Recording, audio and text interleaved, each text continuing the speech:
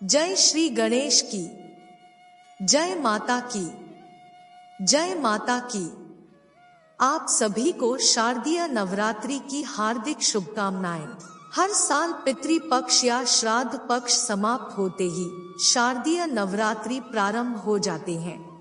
शारदीय नवरात्रि के 9 दिनों में माँ दुर्गा के 9 अवतारों की पूजा की जाती है। शास्त्रों के अनुसार शारदीय नवरात्रि भगवती दुर्गा जी की आराधना का सबसे श्रेष्ठ समय होता है।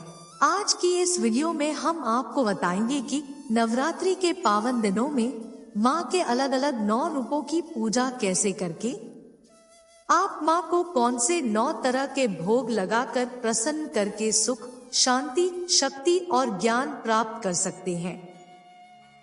नवरात्रि के दिनों में माँ के शक्तिपीठों के दर्शन करने से 7 जन्मों के पापों से मुक्ति मिल जाती है। पौराणिक कथा के अनुसार एक महिषासुर नाम का राक्षस था जो ब्रह्मा जी का भक्त था। उसने अपनी कठिन तपस्या से उनको प्रसन्न करके यह वरदान मांगा कि उसे कोई देव, दानव या पृथ्वी पर रहने वाला कोई मनुष्य ना मार सके। यह वरदान प्राप्त कर वह तीनों लोकों में उत्पात मचाने लगा। चारों ओर त्राही त्राही मच गई। तब सभी देवी देवताओं ने ब्रह्मा, विष्णु और महेश के साथ मिलकर माँ भगवती के शक्ति रूप में दुर्गा जी की स्तुति की। दुर्गा जी ने प्रकट होकर 9 दिनों तक राक्षस से युद्ध करके उसका वध कर दिया। जब माँ ने महिषासुर राक्षस का वध कर दिया, उसी दिन को बुराई पर अच्छाई की जीत के रूप में भी मनाया जाता है। आइए जाने शारदीय नवरात्रि कब से प्रारंभ और कब समाप्त होंगे। कलश स्थापना का शुभ मुहूर्त क्या रहेगा? अष्टमी और नवमी तिथि कब रहेगी? कलश विसर्जन, दुर्गा विसर्जन, व्रत पारण किस दिन किया जाएगा?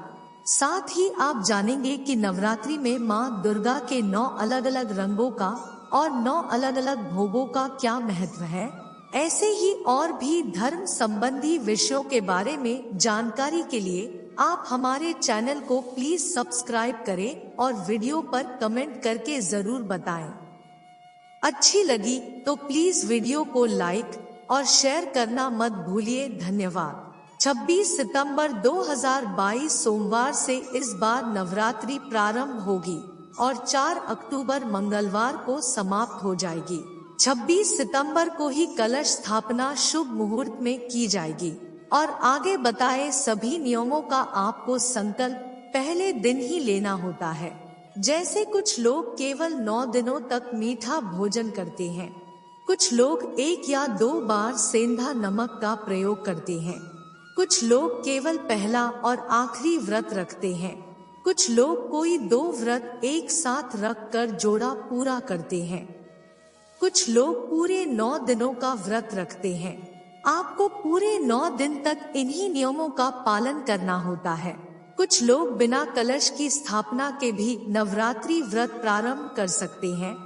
यदि आपको जानकारी नहीं है तो अनिवार्य नहीं है। 26 सितंबर को कलश स्थापना का शुभ मुहूर्त सुबह 6:11 से लेकर 7:51 तक सुबह रहेगा। आपको इस शुभ मुहूर्त में कलश स्थापना कर लेनी चाहिए। सूर्योदय से पूर्व कलश की स्थापना नहीं की जाती है। 26 सितंबर को नवरात्रि व्रत का पहला दिन होने के कारण इस दिन माँ शैलपुत्री की पूजा की जाएगी। 27 सितंबर को नवरात्रि व्रत का दूसरा दिन होने के कारण इस दिन माँ ब्रह्मचारिणी की पूजा की जाएगी।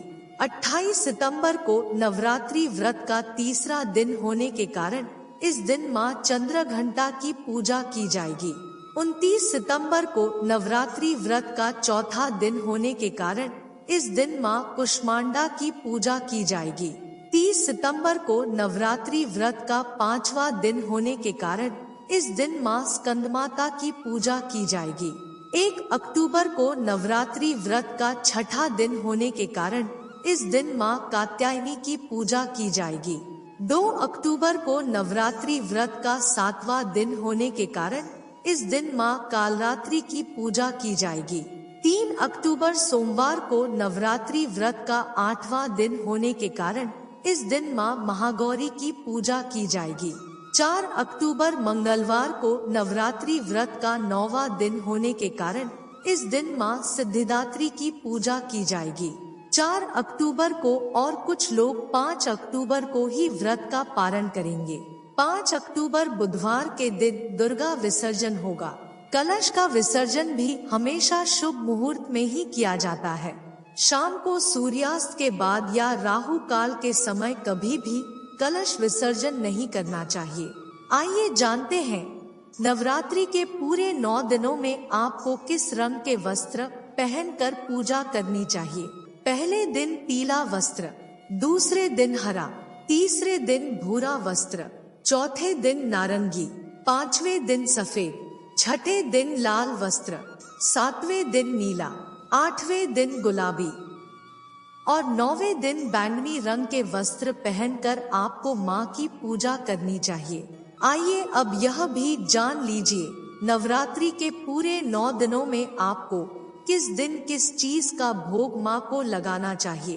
पहले दिन माँ शैलपुत्री को गाय के घी का भोग लगाना होता है। ऐसा करने से धन एवं आरोग्य का लाभ होता है।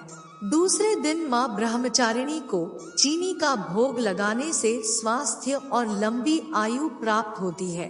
तीसरे दिन माँ चंद्रघंटा को दूध या दूध से बनी चीजों का भोग लगाते हैं। चौथे दिन माँ कूष्मांडा को मालपुए और पेठे का भोग लगाते हैं। 5वें दिन माँ स्कंदमाता को केले का भोग लगाना चाहिए। छठे दिन माँ कात्यायनी को शहद का भोग लगाएं।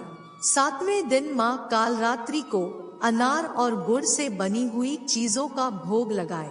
8वें दिन माँ महागौरी को नारियल का भोग लगाएं और 9वें दिन माँ सिद्धिदात्री को हलवा, पूरी, खीर और नारियल का भोग लगाना शुभ है। नवरात्रि के पूरे 9 दिन तक माँ की पूजा, आरती, व्रत कथा, विशेष मंत्र, बीज मंत्र, कीलक स्तोत्र, कवच स्तोत्र, स्तुति मंत्र, इन सभी की जानकारी के लिए आप हमारे चैनल को सब्सक्राइब करें एवं कमेंट में बताएं कि अगला वीडियो किस पर बनाया जाए। जय माता की, जय माता की, जय माता की।